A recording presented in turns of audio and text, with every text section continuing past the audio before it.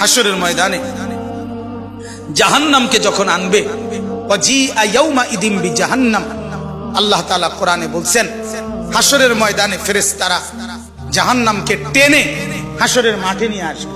এই যে এখানে যেরকম আমরা বসছি, মনে করেন এখানে আনছে, আইনা দাঁড় করাইছে, ঠিক এরকম টেনে আনবে। 70,000 আগুনের শিকল দিয়া বেঁধে জাহান্নামকে আনা হবে।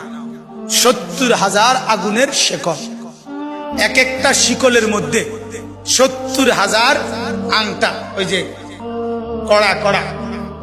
কড়া শিকল বানায় কি দিয়া, কড়া একটা একটা লাগাইয়া না, এক একটা শিকলে 70,000 কড়া, এক একটা কড়া 70,000 ফেরেশতা ধরবে। এবার কত কোটি আপনি গণেন, আমার সময় নাই। কোটি কোটি ফেরেশতা টেনে আনবে, আর জাহান্নাম তার একটা বিকট চিৎকার দিবে। এক চিৎকারে পুরা হাসরের ময়দানের সবাই চিৎকার দিয়া উঠবে, ইয়া রব্বি নাফসি নাফসি, আল্লাহ আমাকে মাফ করেন, আমাকে মাফ করেন।